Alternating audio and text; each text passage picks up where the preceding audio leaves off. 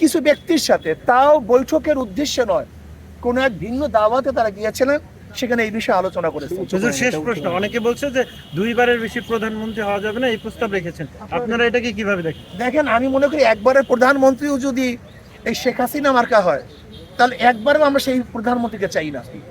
আর যদি আদেল, ইনসাফগার, ন্যায়পরায়ণ, মানুষের সেবক, মানুষের উন্নয়ন করতে পারে, দেশের উন্নয়ন করতে পারে, এরকম প্রধানমন্ত্রী বারবারও হয়, তো সমস্যা কি? কিন্তু আমাদের সমস্যা হলো দুর্নীতি। আমরা যেই একটা আমাদের যে দর্শন লালন করতেছি, দর্শনের মধ্যে ভুল। আমি দর্শনটা দেবো নাকি 1 মিনিটে? এক ব্যক্তির নাম এ, এক ব্যক্তির নাম বি, এক ব্যক্তির নাম সি, তিনজনের চোর, ক্ষমতায় এ, সে কি করবে? চুরি করবে। হটাও এ, বসালাম বি, সে কি করবে? চুরি করবে। হটাও বি, বসালাম সি, সে কি করবে? চুরি করবে। কারণ হলো ব্যক্তির পরিবর্তন হয়েছে, দলের পরিবর্তন হয়েছে, নীতি আদর্শ পরিবর্তন হয় নাই। ওসি পরিবর্তন হয়, ঘুষের পরিবর্তন হয়েছে।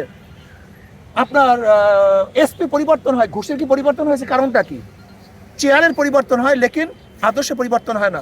আজকে দেখেন 5ই আগস্টের পরে 2-3 দিনে যারা লুট করছে, তরাস করছে, দখল করছে, চাঁদাবাজি শুরু করছে, এরা যদি দ্বিতীয়বার ক্ষমতায় আসে, তাহলে কিভাবে বুঝতে পারেন যে এদেশ চাঁদামুক্ত হবে, দুর্নীতি মুক্ত হবে? একটা জিনিস শুনতে পাচ্ছি যে ইসলামী আন্দোলন বাংলাদেশ, হেফাজতে ইসলাম এবং জামাত ইসলামীর একটা ইসলামিক জোট হতে যাচ্ছে। এবং আসলে আপনারা কি এই প্রশ্নের জবাব আমি দিয়েছি। বাকি আমরা যেটা প্রশ্ন করছিলাম যে একই ব্যক্তি বা একই দল যদি বারবার ক্ষমতা আসে, তখন সেখানে অবশ্যই স্বৈরাচারী একটা মনোভাব চলে আসে। না, আমি মনে করি আদর্শ ভিত্তিক ব্যক্তি যতক্ষণ পর্যন্ত ক্ষমতায় না আসবে, নীতি ও আদর্শ ভিত্তিক ব্যক্তি যতদিন ক্ষমতায় না আসবে, একদিনও যদি চোর ক্ষমতা আসে, একদিন সে চুরি করবে। 2 দিনের জন্য যদি দুর্নীতিবাজ ডাকাত ক্ষমতা আসে, সে ডাকাত দুর্নীতিবাদ করবে। আমি মনে করি আদর্শ এবং নীতিবান ব্যক্তি যতক্ষণ পর্যন্ত ক্ষমতায় না আসবে, ততক্ষণ পর্যন্ত যত চেষ্টা করেন না কেন, মাদার গাছ লাগিয়ে আমের আশা করা যায় না। এটি বাস্তবতা। ভারতের সাথে সম্পর্কের বিষয়ে কিছু বলেছেন? ভারতের সাথে কি দেখেন, ভারত আমাদের পার্শ্ববর্তী কান্ট্রি, তার সাথে আমাদের সম্পর্ক থাকবে, আমরা সুসম্পর্ক রাখতে চাই, কিন্তু তার কর্তৃত্ব আমরা বরদাস্ত করব না, তার নেতৃত্ব আমরা বরদাস্ত করব না।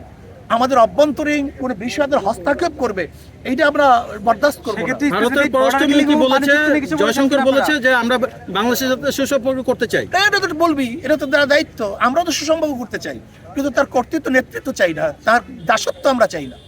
আমরা স্বাধীন দেশ, স্বাধীন হিসেবে বসবাস করতে চাই। কেন আমি পার্শ্ববর্তী কান্ট্রির সাথে খারাপ ব্যবহার করবো কেন?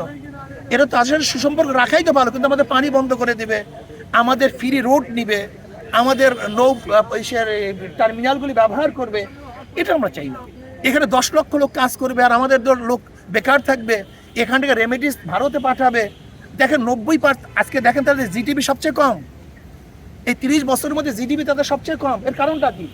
90% আমাদের বাংলাদেশি লোক সেখানে পর্যটক কমে যাওয়ার কারণে তাদের অর্থনৈতিক ধস নামছে।